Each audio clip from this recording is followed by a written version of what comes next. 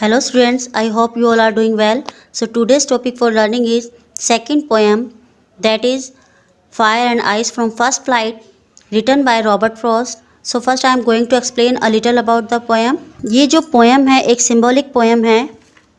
इस poem में दो opposite things को symbolize किया गया है, fire and ice. Fire को इसमें symbolize किया गया desire के लिए और जो आइस है उसको सिंबलाइज किया गया है हेट के लिए. Robert Frost poem fire and ice expresses the profound idea that the world would end in either of two ways. जो रॉबर्ट फ्रॉस्ट की ये पोएम है fire and ice, Robert Frost की जो पोएम है फायर एंड आइस, ये एक गहरे विचार को व्यक्त करती है कि दुनिया जो है वो दो तरीक़ों से ख़त्म होगी. दोनों ही कंपोनेंट जो हैं सेल्फ डिस्ट्रक्शन करेंगे. मीन्स कि जो हमारे जो ह्यूमन के जो इमोशंस हैं हेट और डिज़ायर, इनके द्वारा ही सेल्फ डिस्ट्रक्शन होगा. ये दुनिया जो है वो ख़त्म हो जाएगी. The poem very artistically underpins the philosophy that we let our emotions rule us and if don't control them they will surely destroy everything around us. Poem में बहुत ही आर्टिस्टिकली कलात्मक रूप से इस फिलोसफी को दर्शाया गया है कि जो हम अगर अपने इमोशंस के ऊपर कंट्रोल रखना चाहिए, हमें अपने इमोशंस को कंट्रोल करना चाहिए. If you don't control them, तो यदि हम उनको कंट्रोल नहीं करेंगे तो वो निश्चित रूप से क्या होगा, हमारे चारों तरफ जो है सब कुछ डिस्ट्रॉय कर देंगे. इसी तरह से पोएट सोचते हैं कि फायर एंड आइस दोनों ही वर्ल्ड को एक कैटास्ट्रोफिक मीन्स विनाशकारी अंत पर ला सकते हैं. फायर एंड आइस, मैंने आपको पहले बताया था कि फायर एंड आइस एक सिंबलाइज किए गए हैं. फायर जो है वो डिज़ायर को और आइस जो है वो हेट के लिए सिंबलाइज किया गया है. So in this poem the poet says that there are two ways to end the world. इस पोएम में पोएट बताना चाहते हैं कि दुनिया के ख़त्म होने के दो तरीके हैं, फायर या फिर आइस, यानी कि या तो हमारी इच्छाएं या फिर जो हम नफ़रत करते हैं वो. तो इस पोएम में इन्हीं चीज़ों को इलेबोरेट किया गया है. Fire and ice, some say the world will end in fire, some say in ice. पहले वो बताते हैं कि कुछ लोगों का कहना है कि जो ये दुनिया जो है ये फायर के कारण इसका एंड हो जाएगा, एंड कुछ कहते हैं कि जो वर्ल्ड है ये आइस के वजह से ख़त्म हो जाएगा, डिस्ट्रॉय हो जाएगा. मतलब कि हम जो लोगों की डिज़ायर इतनी ज़्यादा हो जाएंगी, जो डिज़ायर होती है ना जब ज़्यादा बढ़ जाती है तो क्या होता है, उस डिज़ायर को पूरा करने के लिए कई बार वो जो डिज़ायर होती है ना वो हमें मोटिवेट कर देती है कुछ गलत करने के लिए, जिसके कारण से डिस्ट्रक्शन हो जाता है. और हेट जो होती है, जो हम एक दूसरे से नफ़रत करते हैं, उससे क्या होता है, फिर हम आपस में फाइट करने लगते हैं, जिसके कारण भी डिस्ट्रक्शन होता है. From what I have tested of desire I hold with those who favour fire. Poet कहता है कि मैंने अपने एक्सपीरियंस से, वो एक्सप्लेन करते हैं कि पोएट जो है अपने एक्सपीरियंस से एक्सप्लेन करते हैं कि जो डिज़ायर है, जो ये कहते हैं कि जो अर्थ है, जो ये वर्ल्ड है, डिज़ायर के कारण नष्ट हो जाएगा, तो मैं उनके फेवर में हूँ, क्योंकि हमारी डिज़ायर इतनी स्ट्रॉन्ग होती हैं जो हमें गलत करने के लिए मोटिवेट कर देती हैं.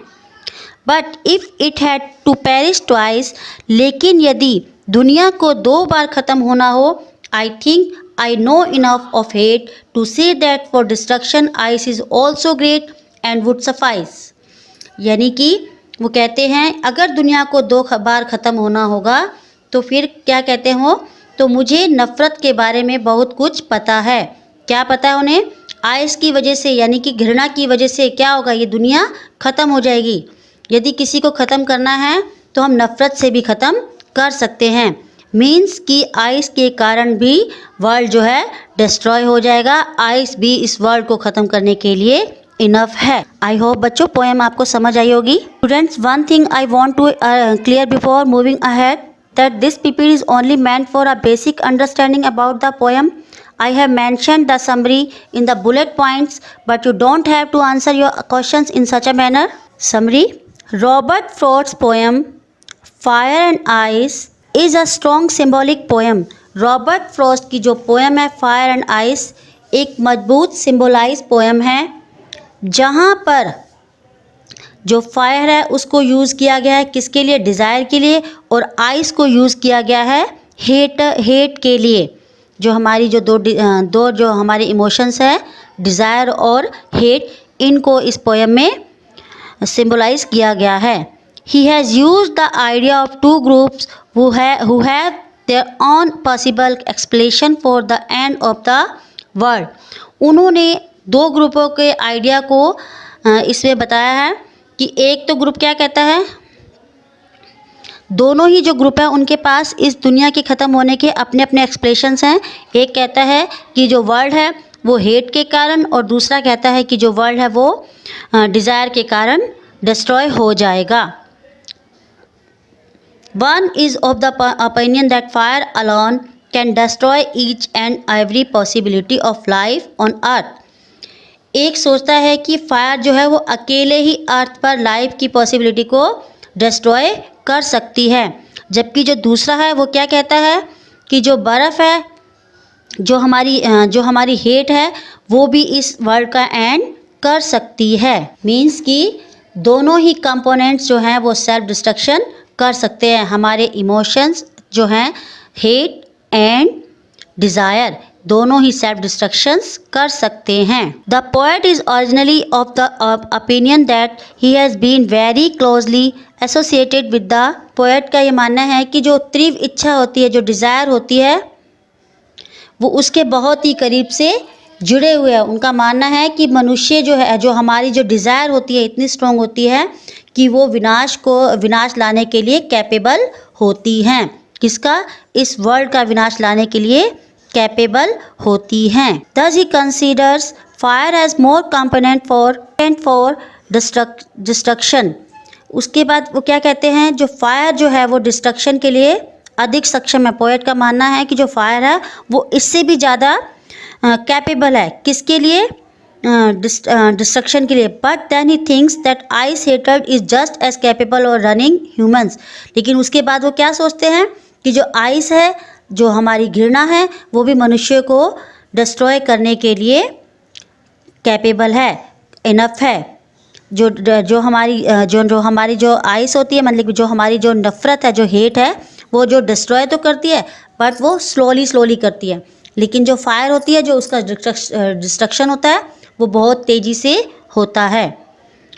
If fire would lead to rapid destruction, यदि फायर जो है अर्थ के ऊपर रैपिड डिस्ट्रक्शन करती है तो आइस जो है वो साइलेंट डैमेज करती है। Similarly if fire is pure passion, इसी प्रकार अगर फायर जो है वो प्योर पैशन मतलब शुद्ध जुनून है, तो आइस जो है वो प्योर रीज़न है। तो वो एक प्योर रीज़न है किस चीज़ के लिए? वर्ल्ड को डिस्ट्रक्ट करने के लिए, वर्ल्ड को डिस्ट्रॉय करने के लिए, वर्ल्ड जो है इस संसार को ख़त्म करने के लिए। Thus the poem very artistically underpins the philosophy that we let our emotion rule us, and if don't control them they will surely bring us। तो पोएट क्या कहता है कि जो हमारे जो इमोशंस है उनको इसमें बहुत ही आर्टिस्टिकली मतलब कि कलात्मक रूप से दर्शाया गया है कि जो हमारे इमोशंस जो हैं, जो हमारी जो इच्छाएं हैं, वो है एक तरह से हम पे शासन करती हैं। यानी कि हमारे इमोशंस जो है वो हम पर शासन करते हैं। कैसे? मतलब कि हमारी डिज़ायर जो होती है, हमारी जो घृणा होती है, हम उनको कंट्रोल नहीं कर पाते हैं। और अगर हम उन्हें कंट्रोल नहीं कर पाए, if you don't control them, तो क्या होगा? श्योरली हम सबको, ये जो हमारे सबको जो है अराजकता के कगार पर लाकर खड़ा कर देंगे, यानी कि डिस्ट्रॉय कर देंगे सब कुछ। हमें इस तरीके से कर देंगे कि सब कुछ डिस्ट्रॉय हो जाएगा। क्यों? क्योंकि हमारी नफ़रत है, वो भी जब हम एक दूसरे से घृणा करेंगे तो क्या होगा? आपस में फ़ाइट करेंगे। और डिज़ायर, अगर हमारी डिज़ायर इतनी ज़्यादा होंगी, स्ट्रॉन्ग हो जाएंगी, तो वो हमें गलत काम करने के लिए मोटिवेट करेंगे। इसकी वजह से क्या होगा कि ये जो वर्ल्ड है वो डिस्ट्रॉय हो जाएगा, पूरी तरह से नष्ट हो जाएगा। आई होप बच्चों आपको ये समरी समझ आई होगी। सो बच्चों, thank you and bye. Stay home, stay safe.